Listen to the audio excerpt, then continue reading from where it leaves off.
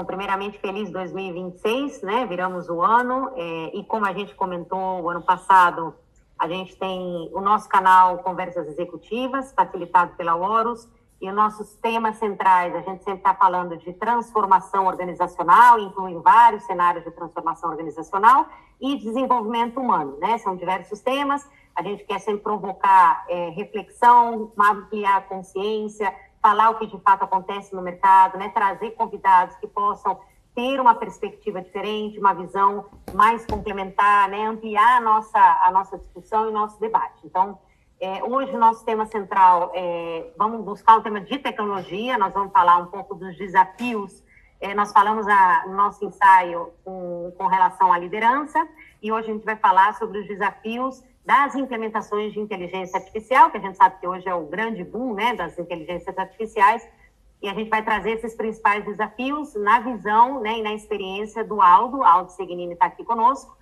nosso convidado especial, vou deixar que ele se apresente, mas eu acho que vai ser super rica a discussão, o debate e um pouquinho de entender. É um tema bastante amplo, é um tema que tem muito a se falar, mas a gente vai aproveitar esse período, pelo menos essa sessão, e se vierem novas demandas, a gente obviamente vai continuar nesse tema. E aí eu passo a palavra para você, Aldo, para você se apresentar e a gente começar a nossa conversa. Tá, legal. Primeiro quero agradecer o convite, né? Fiquei muito feliz com o convite de poder participar aqui dessa conversa, um tema que eu adoro, né? Estou já há bastante tempo envolvido, contar um pouquinho da minha história. Sou cientista da computação de formação, tenho mais de 25 anos aí no mercado de tecnologia. Então eu vivi o boom da transformação digital nas empresas, né? Então participei de inúmeros projetos de transformação digital e eu estou já desde 2015 me especializando e envolvido em projetos de inteligência artificial. Ou seja, estou também com uma jornada razoável em inteligência artificial, né? Hoje eu sou empresário, tenho minha própria empresa, né? Então atuo nessa área, a gente constrói estratégias para adoção, então está muito ligado ao tema de hoje, né? Estratégias para adoção de inteligência artificial, cria soluções para apoiar os nossos clientes. Eu também sou vice-presidente do Instituto Nexus de Inteligência Artificial, que está sendo uma iniciativa e cofundador, né? Uma iniciativa bem legal de tentar trazer protagonismo, sabe, em inteligência artificial para o Brasil, não só em aplicação, em uso da IA, mas em desenvolvimento. Então, a gente está construindo um campus de IA em Joinville, vai ser algo realmente que vai mudar o cenário nacional aí de inteligência artificial, né? E participei como vice-presidente da Associação Internacional de Inteligência Artificial, sou conselheiro de algumas startups, né? Então estou aí no dia a dia da IA, né? É um pouco do que eu gosto de fazer. A Também. ideia no IA, em todos os sentidos. Em todos os sentidos. Quanto mais eu mais estudava, mais oportunidades apareciam, né? Então não é assim que as coisas acontecem, né? Então acabou que hoje eu vivo inteligência artificial. Também sou professor, olha só, né? Eu esqueço até de tanta coisa. Vai ter um olhar aqui bem como profissional dentro das empresas, como professor, como uma pessoa que faz parte de um instituto, né? Que tem também uma outra pegada, um outro viés. Então, diversas vertentes para ver o mesmo tema, né? Isso é interessante e enriquece bastante. Super trajetória, bastante rica, e Aldo, obrigada, né? A gente se conheceu inicialmente numa empresa também de consultoria, e aí você fez seu caminho, eu também tenho aqui a Horus, super agradável aí o papo. E para a gente entrar, então, nas perguntas, né, que envolvem esse tema central, né, quais são esses desafios, eu queria ouvir de você, baseado nessa experiência de você ter implementado projetos, não só com IA, né, mas agora falando em IA, essa jornada de quase 10 anos, dentro desse tema, o que você vem observando que são... quais são os desafios principais que você vê de forma geral, né, quando você vê em IA e quando ela chegou, como que as organizações estão entendendo isso, como a organização, os executivos, os líderes e a própria organização, ela está trazendo isso para dentro das suas corporações. O que você sente? Primeiro, o impulso que elas têm para trazer e depois os desafios, quando ela assume querer implementar, que você vem observando no mercado. Assim, o que eu tenho visto, Cíntia, é que primeiro que mudou bastante, né? Como a gente implementava IA até o lançamento ali do ChatGPT, realmente foi um divisor de águas, né? como a gente implementava até aquele momento e como a gente implementa hoje, tá? Isso mudou bastante, né? Até o ChatGPT, o que acontecia é que a gente tinha uma dificuldade muito grande de encontrar profissionais. A gente chama mosca branca dos olhos azuis, né? Então, aquele cara super nerd, que conhecia demais a tecnologia, e aí esse cara não conseguia conversar muito de negócio. Então, a gente tinha um problema na construção da ponte, né, da tecnologia para o negócio e vice-versa, tá? Então, eles não se entendiam e era um dos principais motivos que a gente tinha na época, né, de não conseguir colocar projetos de IA em produção, ir para frente. Era uma loucura nesse sentido, tá? Quando democratizou... A linguagem da pessoa técnica com a linguagem do negócio exatamente. Não usavam os mesmos indicadores para medir, né, performance e tudo mais. Então a gente tinha um trabalho muito grande, né, para fazer essa ponte. Eu atuava muito nesse sentido, né, e é mais difícil ainda encontrar profissional que conseguia falar de negócio e conseguia falar do lado técnico. Então essa ponte eu acabava construindo e apoiando os projetos. Várias pessoas começaram a estudar a inteligência artificial e ampliou a quantidade de casos, né, de possibilidades de aplicação de inteligência artificial. O que isso acabou gerando? Acabou gerando um FOMO, eu diria, nas empresas. As empresas estão uma necessidade gigantesca de usar IA, né, seguindo muito o hype, e isso é um dos principais problemas atuais. Tá? Então a pessoa quer implementar IA antes de saber exatamente o que é. Antes de saber exatamente onde implementar. Então a gente tem visto muitas implementações, elas são muito mais simples do que eram antigamente. Óbvio que os procedimentos, as técnicas que a gente usava ainda são super úteis, super aplicáveis, né? Então a IA, por exemplo, de visão computacional ou o próprio machine learning para você entender características de dados e tudo mais, ainda é super útil. E as pessoas querem seguir muito mais para a IA generativa, que foi o que surgiu, né? IA generativa, agentes e coisas do tipo, automações nesse sentido, e gerando problemas para o negócio, aplicando sempre em processos satélites, não em processos core, às vezes até processos core, mas fazendo automações completamente da forma errada, né? E terceirizando para IA a tomada de decisão, terceirizando para IA o entendimento do contexto, que até é mais problemático. Então é isso que a gente tem visto, né, de problemas hoje na adoção da IA. Então o segredo, Cíntia, eu diria, esquece o hype, né? O hype ele é super bom para as empresas que estão vendendo IA, né? Para OpenAI, para Google, para qualquer um deles, é excelente, né? Hype, não, vamos implementar a gente consome muito mais token do que consumia, né, uma IA generativa normal, tal. Então tudo isso é ótimo para eles, para as empresas não necessariamente, amplia a quantidade de casos, mas não é por aí a implementação, sabe? Tem que ter muito mais critério e com muito mais calma, né? E além disso, o ambiente onde você vai implementar também é um dos grandes problemas. A gente vê ainda uma taxa altíssima de projetos não indo para frente, né, por questões culturais, né? Por questões, a liderança não está preparada, o ambiente não está preparado, não é propício, eles acham que muitas vezes um projeto desse que muda estruturalmente muitas empresas, né, que é só uma questão de fazer uma comunicação, de fazer um treinamento de como usar IA, e a gente sabe que não é só isso, né, que precisa ser feito. Então, panorama geral, né, está mais fácil, tem muito mais possibilidade, mas a gente tem visto muito mais erros acontecendo, sabe? Implementações equivocadas. Goraldo, eu queria voltar, você colocou 2 pontos, né? Queria voltar no primeiro, principais, assim, né?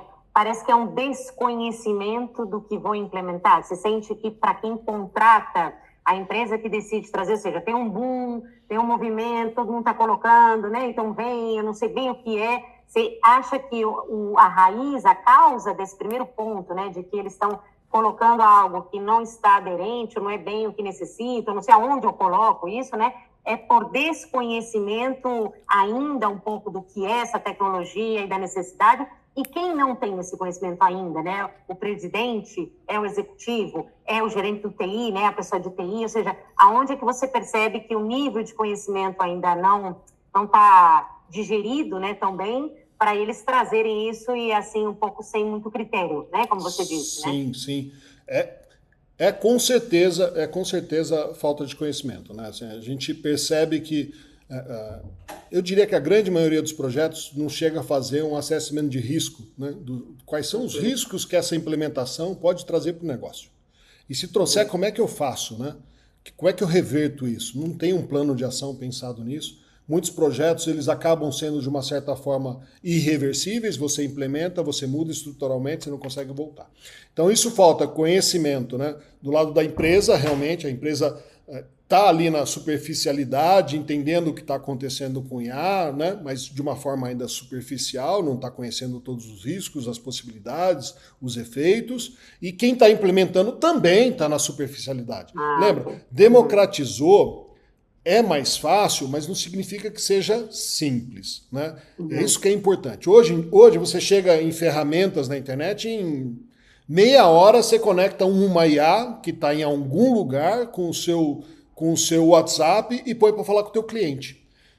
Isso é um risco gigantesco, né? Você não sabe exatamente o que está falando, que decisão que está tomando, como que está sendo, como é que você audita isso, esses dados para onde estão indo, né? Então, assim, é falta, assim, de conhecimento e, para mim, o principal, de novo, a gente volta lá para o problema do hype, né?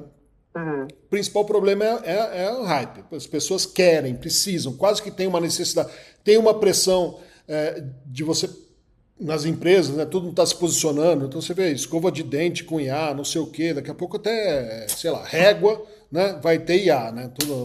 Então tudo tem IA, tudo parece que tem que ter IA, e na verdade não é tudo que precisa ter, né? E nem como está sendo implementado. Que eu quero, né? Não é tudo e para que eu quero também ter, né? Essas perguntas. Então, acho que existe uma preocupação, Cíntia, de automatizar as coisas, né? Só que as empresas esquecem que quando elas automatizam decisões, elas inclusive perdem a capacidade de aprender com o processo. Tá? Eu estou automatizando decisões, aí muda o contexto, aí muda a decisão e você não sabe o que aconteceu, o porquê que aconteceu. Então, esse caminho, óbvio que existem casos e casos, né? Mas esse caminho é um bom caminho para você lá na frente quebrar a cara. É um bom caminho. Porque você vai começar a perder o controle da sua empresa, do que está acontecendo. Você não está tomando mais decisão, você não está mais fazendo leitura de contexto, né, para tomar decisão. E a gente sabe que os líderes, os bons, sempre foram grandes, né, conseguiam navegar entre diferentes contextos, entender economia, entender, né, o mercado, tudo o que está acontecendo para poder tomar decisão. A partir do momento que ele começa a terceirizar isso, como é que fica? Então, assim, a IA, né, se a gente for pensar onde ela qual deveria ser a principal preocupação das empresas na adoção de IA, deveria ser em apoiar a decisão, né? No apoio, não tomar a decisão. Não tomar a decisão, exatamente. Apoiar. Então, é que os líderes possam tomar decisões baseadas nos dados, muito mais bem informados, né? Trazer mais informações, insights, cenários, né? Qualquer coisa nesse sentido e não tomar decisão por eles. Então, é um caminho que parece óbvio, né? Que você vai usar lá, eu faço uma automação e é realmente muito fácil, muito mais fácil do que tirar insights dos dados, estruturados ou não, né? É mais fácil, mas não é o caminho recomendado, para a maioria dos casos, inclusive. Então, nós temos, como você disse, uma questão de quem compra, né? Do desconhecimento, do porquê que eu estou comprando, de tentar combinar minha necessidade com isso, e de quem está implementando, melhorou, agilizou, porém também ainda alguns continuam na superficialidade. São implementações que também vem implementar não com essa visão estratégica também para ajudar o cliente. Alguns são os dois vieses. Exatamente, né? Isso é... E assim, a tendência é que com o tempo isso vai melhorando, vai se acomodando, mas quem já começou, né, pode ter um problema sério. Vai melhorando desde que os especialistas continuem estudando, né? Acho que eu tô 11 anos nessa área, né? Já tinha uma base grande de tecnologia, então minha vida inteira foi em cima de tecnologia, e eu não consigo me considerar um especialista, né? Especialista. Eu continuo estudando, estou buscando cursos, não paro, né? Porque tudo acelera tanto, os temas são tão diversos, né? E a gente implementa projetos desde visão computacional, olhando classificação de carros para o pedágio, sei lá, qualquer coisa nesse sentido, a gente faz de projetos assim, até as automações mais simples, né? Então você acaba fazendo uma gama tão grande eu virei um grande generalista ali da IA, muito mais do que um grande especialista. Então, né? Então assim, é muito difícil.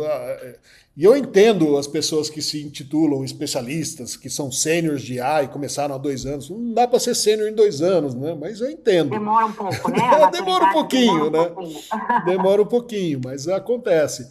E agora, eu sei, não é muito tema, mas o que a gente tem visto é pessoas já se intitulando especialistas em computação quântica e nem são acadêmicos, né? Os especialistas ali são todos acadêmicos, né? Então, como que você pode ser, já está no mercado especialista? Eu conheço uma meia dúzia no Brasil que são assim, mas o resto, né, já querendo se posicionar, né? E Aldo, e aí, como você começou falando de que tinha uma discrepância da linguagem, da pessoa técnica para o negócio, Perfeito. E ainda isso existe um pouco nessas consultorias, nas pessoas que são consultorias, são autônomos, esses que estão implementando consultorias mesmo, e ainda tem um pouco da linguagem muito técnica, e ainda a superficialidade, ainda vê bastante do lado da consultoria? Existe. Isso mudou também, Cíntia, porque assim, quando a pessoa ela é rasa, vamos supor que ela é uma usuária de ferramentas, ela consegue conectar várias ferramentas e gerar uma solução. Ela não entende exatamente o que está acontecendo por trás. Então, trazendo exemplo para você, né? Quando a gente faz um sistema, por exemplo, para a área da saúde, né, é muito normal a gente fazer um tratamento, né, do que é falso positivo, que a IA está trazendo, sei lá, um diagnóstico qualquer de câncer de mama, né? Então, ela pode ter uma quantidade de falsos positivos e uma quantidade de falsos negativos, né? Para esses casos, a gente precisa balancear de acordo com o negócio. No caso do câncer de mama, é muito melhor ter o falso positivo, o caso que a pessoa não tem câncer, mas fala que tem, porque ela passa por um processo adicional de análise, de estudo e vai verificar lá na frente que não tem, do que falar que ela não tem. Então, o falso negativo é mais problemático, tá? E para negócio, isso vai variando bastante, né? Então, o que acontecia lá atrás, né? Essa linguagem do falso positivo, falso negativo, nunca virava negócio. Não tinha esse link com o negócio. E hoje o que está acontecendo é que as implementações muitas vezes nem consideram falsos positivos e falsos negativos. Você entendeu? Porque é uma ferramenta que está plugando com outra e aí vai cuspir lá na média alguma coisa, né? Cospe algum resultado na média. Não leva em conta critérios importantes daquele negócio para balancear o que a ferramenta vai fazer. Exatamente. Muitas vezes a própria ferramenta nem oferece isso, né? Então esse é o problema, né, que a gente tem visto hoje. Então democratizou porque ficou mais fácil de usar as ferramentas, né? A IA continua super complexa. Quando a gente vai fazer um projeto real ali que precisa de um bom engenheiro de IA, né, um bom cientista de dados, né, para desenvolver do zero, ela continua sendo complexa. Ela não é simples. Usar a ferramenta é simples. Desenvolver do zero, ela continua sendo complexa. Mas hoje em dia você começa a encontrar um pouco mais de gente, você começa a, né, conseguir falar um pouco mais do negócio, o pessoal de negócio começa a entender um pouco mais da tecnologia também. Então a gente vê esses avanços, né? O que eu vejo de super positivo é que dessa democratização foi o fato de aproximar a tecnologia do negócio, né? Não ao contrário, sabe? Eu acho que isso foi super positivo, porque hoje... positivo aí, esse seria um dos fatores. Exatamente, porque hoje o negócio, você acaba reduzindo a dependência, vamos falar assim, da equipe de tecnologia, muitas vezes para validar um conceito. Você quer só validar um conceito, fazer uma provinha de conceito, validar uma hipótese, e antes você tinha que entrar numa fila de produção de uma equipe de tecnologia que ia demorar alguns meses. Hoje, em semanas, dias, né? Nem semanas, você consegue ir lá e validar. Você cria uma plataforma, cria um site, que é muito fácil, né? No Vibe Coding você consegue fazer isso. Para isso é maravilhoso. Agora, passar isso para produção é super perigoso, sabe? Né? Pular as etapas todas de... Tecnologia demorava, não só pela fila, né? Porque tem arquitetura por trás, um desenho de arquitetura, né? Tem uma preocupação com segurança, tem várias coisas ali que... Vários fatores, né? Exato, que são necessários, são importantes, variedade absurda de teste e tudo mais. Óbvio, tudo necessário para você ir para a produção, garantir uma qualidade. E o Vibe Coding pula essas etapas. Por mais que você peça, eu quero com segurança, eu quero, né? Ela pula, acelera demais essas etapas, né? E você gera risco. Então, assim, democratizou, mas é importante entender os limites, até onde você consegue fazer. Você valida hipótese e joga o projeto de volta para a tecnologia. Bacana, já está validado, isso aqui funciona, né? Para de pé. Vamos ver agora como é que fica em produção de verdade. Tá.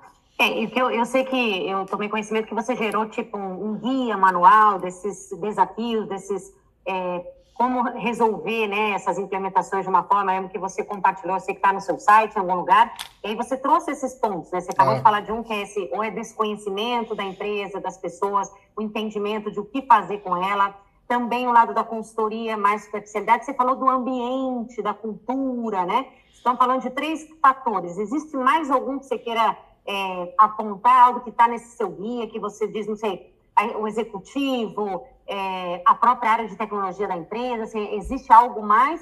Vou só recapitular, porque acho legal a gente trazer esses challenges, né, essas oportunidades existentes ainda. Ambiente, cultura, desconhecimento ainda quem está contratando e a própria empresa de saber o que colocar, e também a questão da consultoria as que estão por aí, né? Então, existe mais algum que você acha, assim, que dentro lá do seu guia, você queira lembrar e destacar, ou nós cobrimos nesses pontos, né? Então, e é engraçado, né? Esses pontos, se a gente for olhar, né? As adoções antigas de tecnologia também passavam por isso. Uma escala diferente, mas é uma dor que sempre existiu, né? Não é uma dor nova, não é da IA, né? E o hype também, sempre foi assim, também numa velocidade diferente. Tem vários outros pontos que ajudam bastante a você conseguir levar esses projetos de IA realmente para a produção e gerar valor, né? Então, primeiro, assim, o apoio executivo é super importante. Não pode ser um projeto vindo de baixo. A gente já falou o que implementar, falou um pouquinho do que fazer, né? Mas o apoio executivo é super importante, né? Ele tem que estar ali presente. IA, quando vai para a produção, ele precisa de monitoramento, então tem que ter dono. Tem que ter métrica, né? Métrica de negócio, sabe? Não só métrica de IA, você tem que falar de negócio. Se você está falando um processo de seleção, você tem que saber quantas pessoas avançam no seu funil, né? Tem que ser métrica de negócio, como é que está avançando, quantas pessoas que realmente foram contratadas, sei lá, pelo seu cliente e no final, né, tiveram feedback positivo e tudo. Então, você está acertando ali na seleção que você está fazendo. Mecanismos de mensuração, né? Exatamente, exatamente. Então tem que ter o dono, tem que ter o cara, porque muitas vezes o projeto vai para a produção e perde o dono, né? O dono não é tecnologia, tem que ser alguém de negócio, alguém que acompanhe realmente ali. Não pode ficar, o projeto de TI. Não é, né?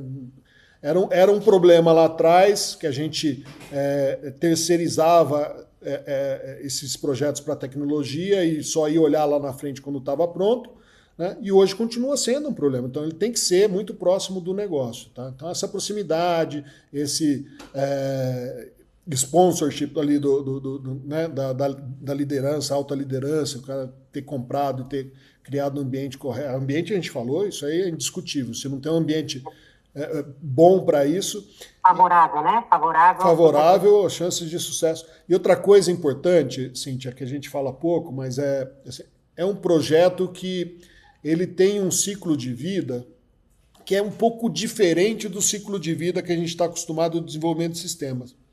Por que isso? Ele é mais dinâmico, né? Ele requer assim, uma preocupação, uma dedicação muito maior anterior no planejamento, no entendimento dos dados, né?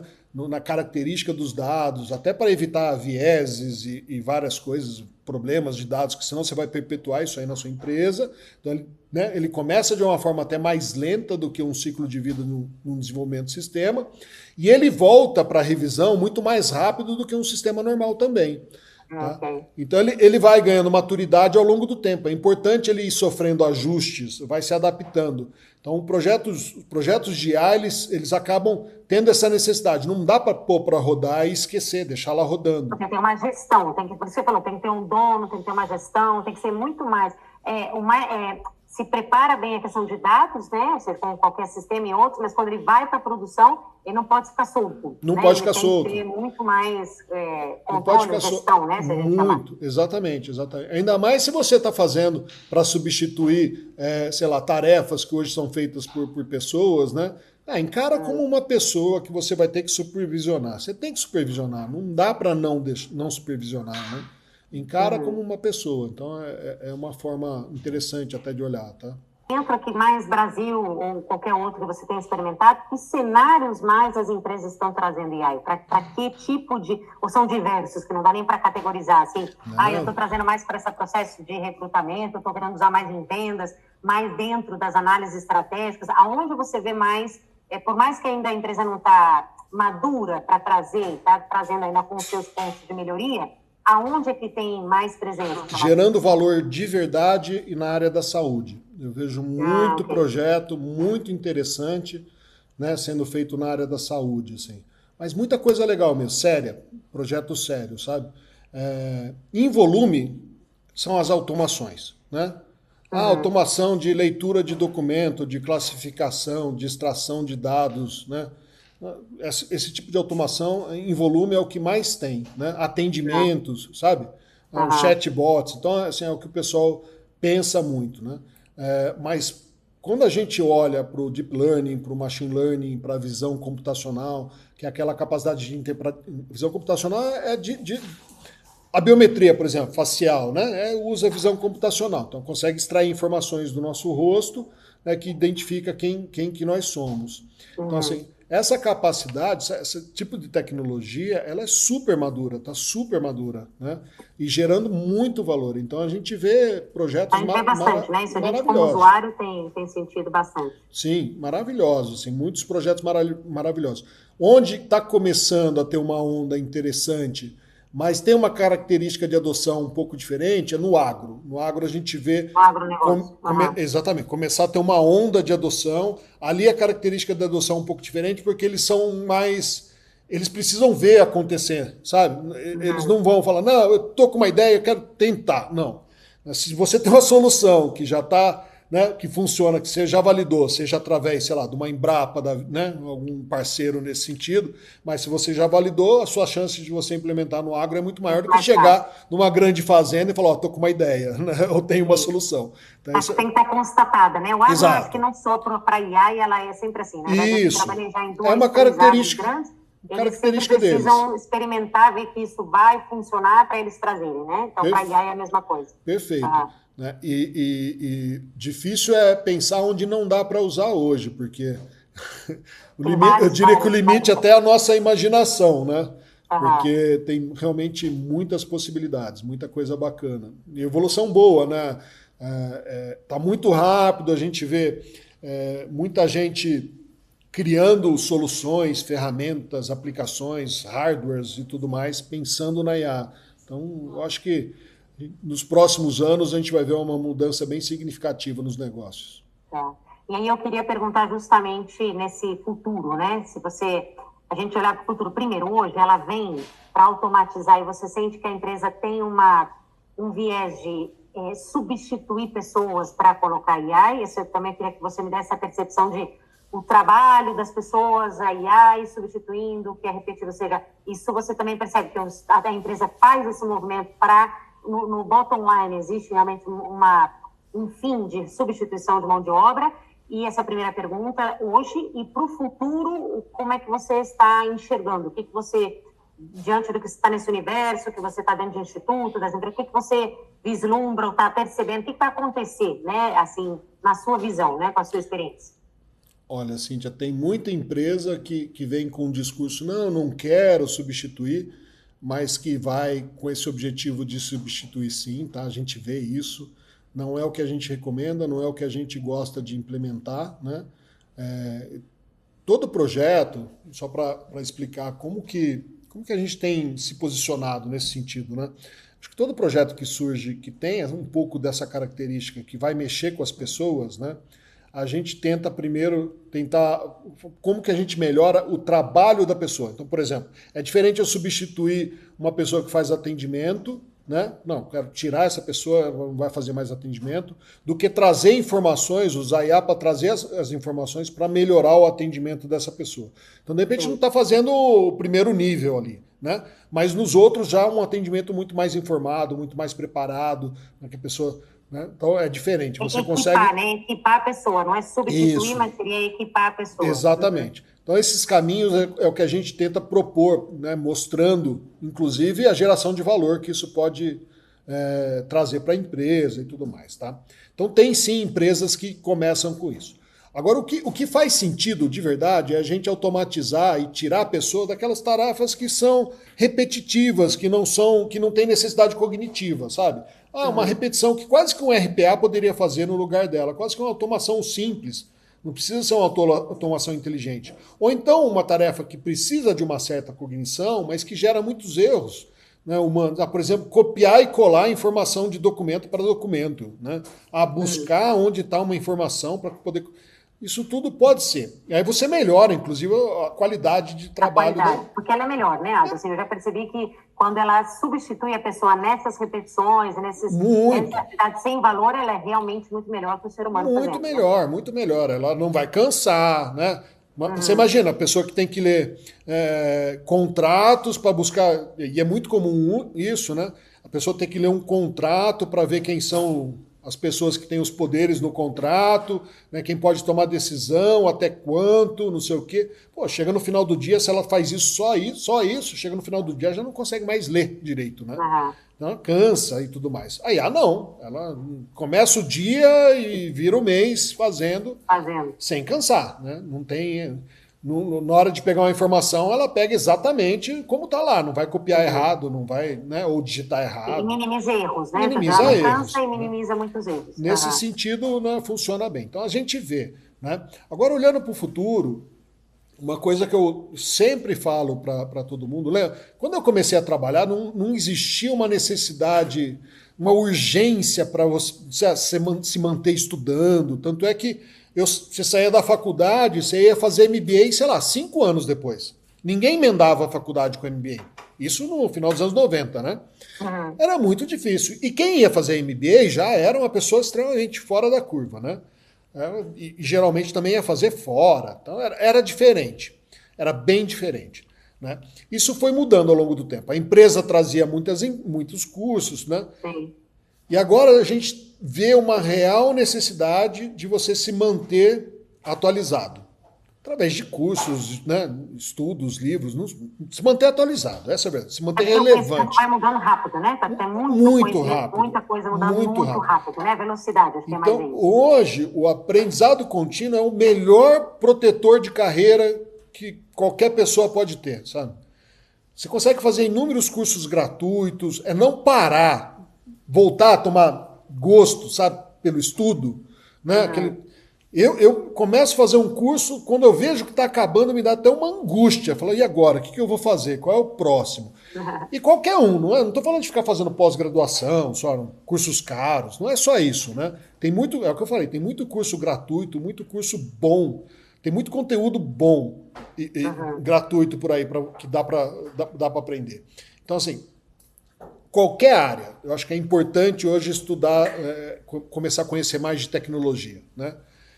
Os negócios todos rodam em cima de tecnologia. É muito difícil ter um negócio que não roda em cima de tecnologia. Se roda em cima de tecnologia, vai ter IA. Se já não tem, vai ter IA. Então, precisa saber, precisa entender, saber que tipo de impacto. No meu trabalho hoje, que impacto que a IA pode trazer? Em vários sentidos, né? O que ela pode fazer melhor do que eu faço, ou o que ela pode ajudar eu a fazer melhor, né? Pode me apoiar. Como que vai transformar a minha área? Vai. Então tá, como que eu me posiciono? Qual é o próximo passo que eu tenho que dar? Então, vai seguir avançando, vai seguir acelerando, né? A gente vê a curva, todo mundo fala, exponencial. É realmente exponencial. A gente, né, quando você plota a evolução dessas tecnologias, ela está numa curva exponencial, ou seja, daqui a pouco a aceleração é tão absurda que fica humanamente impossível de acompanhar, né? Então, assim, a gente tem que ir se posicionando e tem que estar acompanhando.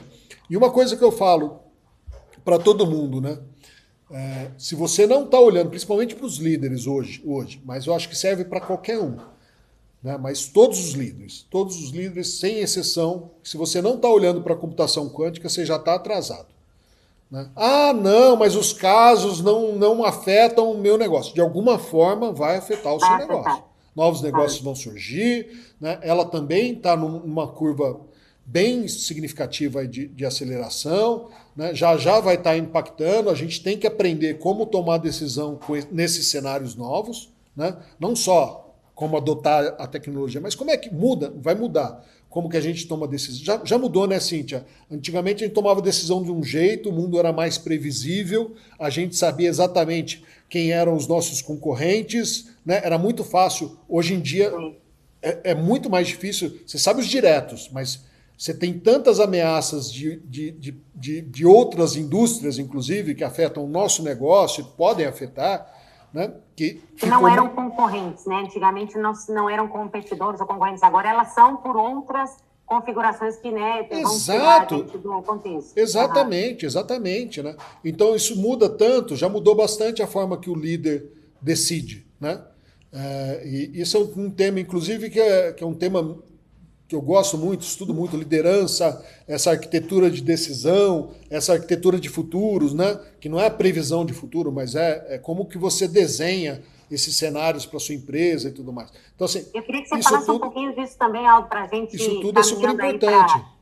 Para a nossa conclusão, que eu sei que tem várias coisas, mas como você tem um viés bem humano dentro de tudo isso, ou seja, por mais que você seja técnico, né, conhece, especialista, como você disse, que nem eu sou, mas mais técnico dentro desse mundo e tal, você falou a importância da gente estar se preparando. Você sente que as pessoas estão se preparando? Ou seja, o ser humano, no papel de líder, de gestor, executivo, um funcionário dentro da organização, você acha que a gente está trabalhando bem isso? Que a empresa está fomentando para que eu perceba isso? Ou eu, o indivíduo, como parte desse mundo, está se preparando? Você acha que isso é algo que a gente precisa começar a olhar e trabalhar no Instituto? Não sei se isso vai surgir também.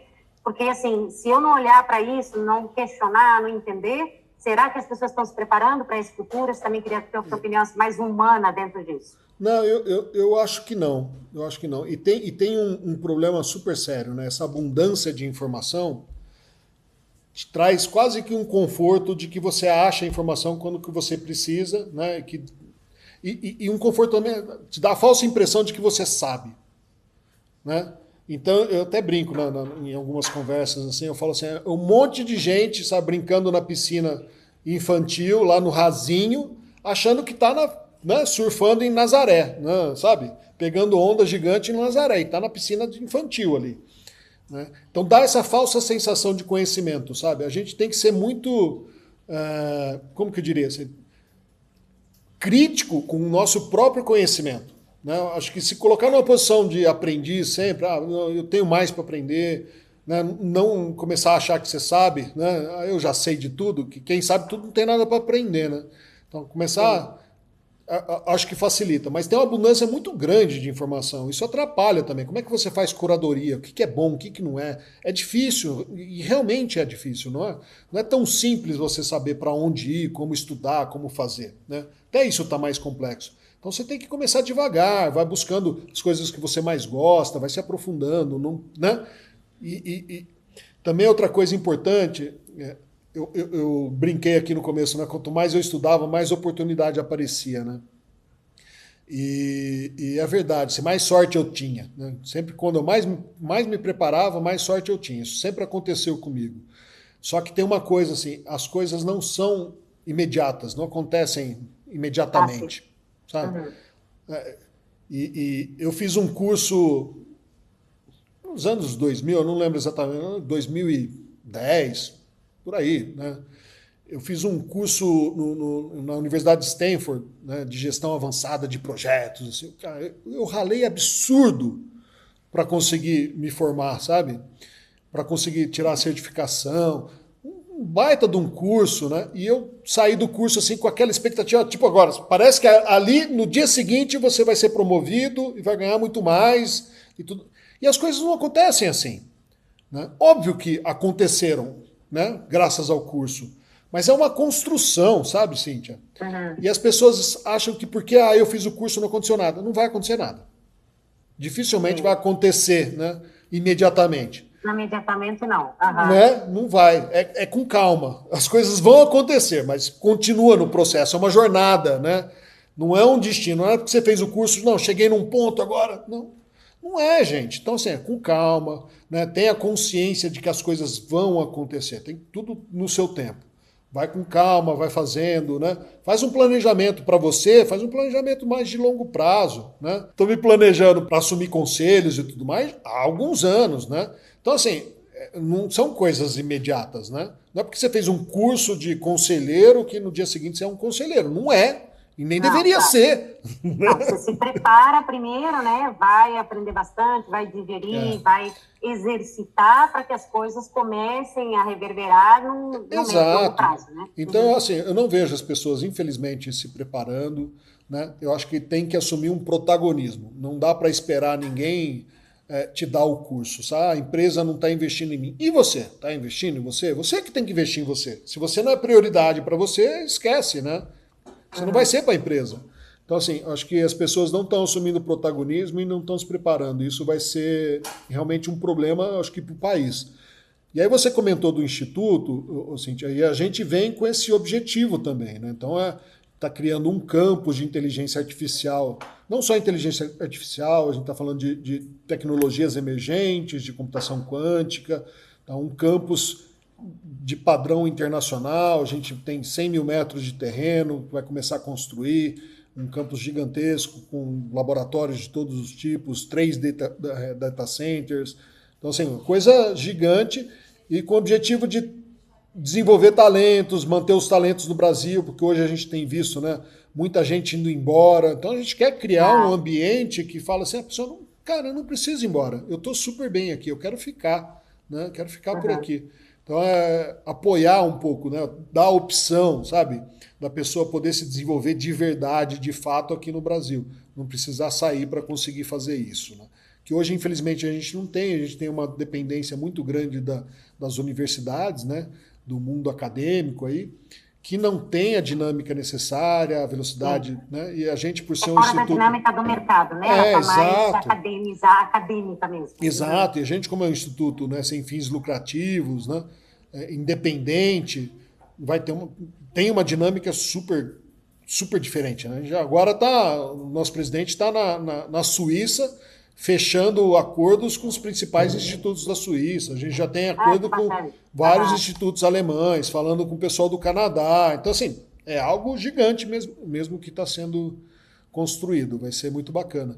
E ali vai ter, com certeza, muita oportunidade, inclusive, para a gente falar de pessoas, de cultura, né? de liderança. Né? Super rico. Eu queria que você comentasse justamente aí no final um pouco mais, porque eu já tomei uma classe aqui um pouco sobre alguns aspectos de tecnologia, que alguns eu conheço, outros não. Eu conheço o AI, mas muito mais como usuária, né? Não participei de algumas implementações, inclusive participei numa startup definindo a gente, né, do ponto de vista do negócio e tal, mas não estive tão envolvida assim nesse mercado, né? Vamos dizer, para trazer isso. Acho que foi um aprendizado de vários exemplos, né? Desafios, tua visão, né? E eu queria que você deixasse aí, trazendo talvez a própria visão do futuro do Instituto e esse movimento, né? O que você espera imprimir, você, Aldo, né, no mercado, com a tua entrega na sua empresa, com a tua participação no Instituto, com outras participações e papéis que você tem, né? Seja nesse universo consultivo, com a tecnologia, qual é o seu legado e o que você quer imprimir, né? Assim, para deixar aí para as pessoas uma mensagem final. E aí a gente encerra e depois, obviamente, vamos falar um pouco mais sobre o tema. Mas eu queria ouvir o que você quer imprimir, o seu legado, né? Com tudo isso. Cíntia, eu tenho assim... Você falou, né, que eu tenho esse lado humano, né? Na minha carreira, logo no começo de carreira, né, eu tive uma evolução para a gestão muito rápida, justamente por conseguir olhar para as pessoas como pessoas, né? Então, eu consegui olhar e ver as características e coordenar muito bem o que cada um sabia, sabe? Né? Como falar com uma pessoa, como motivar a outra, né? Um olhar individualizado ali. E isso me levou a ser, inclusive, head de capital humano. Então, eu fui head de capital humano enquanto era também, né, executivo de projetos. Eu tinha duas atribuições ali diferentes, né? Então, assim, sempre foi muito ligado à minha personalidade, né? Eu fui estudar, fiz 2 pós-graduações, né? Um MBA, uma pós-graduação ligada a desenvolvimento de liderança. Então, é um assunto que eu gosto bastante, tá? Dessa atuação da liderança em tecnologia. E eu fui descobrindo ao longo do tempo que o que eu gosto de fazer é de apoiar as pessoas no seu desenvolvimento. Eu não recuso nenhum pedido de ajuda que chega lá no LinkedIn. A pessoa chama, Aldo, me ajuda aqui, eu estou precisando no seu... Às vezes chega gente que eu nem conheço, né? E isso já me rendeu tanta coisa positiva, sabe? Tanta coisa boa, né? Então eu não recuso, né? Se pedir Pix, eu vou recusar, né? A não ser que eu conheça muito bem a pessoa, que eu saiba não é um golpe, né? Mas eu acabo não recusando assim, pedido de ajuda, né? Então o que eu quero fazer é continuar apoiando as pessoas. Eu acho que através do Instituto a gente vai ter a possibilidade de apoiar cada vez mais, né? De sair de pequenos grupos e começar a apoiar, sei lá, milhares de pessoas simultaneamente. Então esse é o objetivo. O Instituto ele vem para trazer protagonismo para o Brasil, né? Ele quer realmente que o Brasil, assim, sem esperar governo, sem esperar... Cara, não tem que esperar... Outras entidades, outros órgãos, mas ele como ele a gente precisa ter protagonismo, sabe, nessa área. Senão a gente realmente vai ficar para trás e vai continuar sendo um país com pouca relevância. Olha que engraçado. Só um parênteses, né? Mas, assim, na Suíça, agora, numa reunião... A gente percebeu, né, que o mercado, assim, quando eles olham para o Brasil, eles olham para a gente igual eles olham para a África, né? Então, assim, com pouca sem relevância. Sem relevância em tecnologia, assim, sabe? Então, e a gente não está no mesmo nível. A gente tem, né, tá bem mais avançado, né? Tirando, obviamente, exceções. A África do Sul lá tem uma área de tecnologia muito boa, mas pô, a grande maioria dos países africanos, infelizmente, não, né? Então a gente já está num passo à frente, então a gente precisa puxar esse protagonismo. Quando eles veem o que a gente está construindo, eles ficam encantados, falam, nossa, cara, impressionante tudo isso, né, que está sendo feito. Então não tem nem visibilidade, né? Às vezes a conversa não está dando a visibilidade devida, né? Exato, então a gente quer fazer isso, Cíntia, e o meu papel ali é poder ajudar e dar protagonismo para as pessoas, sabe? Então é poder levar isso, eu sou responsável pela internacionalização do Instituto, né, e tudo mais, e transferência de conhecimento. Então eu quero poder ajudar as pessoas aqui do nosso país da melhor forma possível. É isso. Eu fico super feliz, Aldo. De novo, aprendi bastante nesse curto tempo, né? Porque tem tantas coisas que a gente poderia falar, os projetos que você participou, dar mais detalhes e tal, a gente não vai conseguir esgotar, mas era realmente um gostinho, né? A gente quer falar um pouco sobre jornadas de transformação, as jornadas tecnológicas, o que implica, o que dificulta, o que é fácil, que oportunidades existem, o que está acontecendo. Acho que a gente pegou um pedacinho, a gente tem que agendar mais para a gente falar um pouquinho mais, você trazer outros exemplos. Né? Eu acho que também você pode falar, talvez, aqui alguns canais do Instituto, né? A gente explorar mais o que ele quer. Nexus.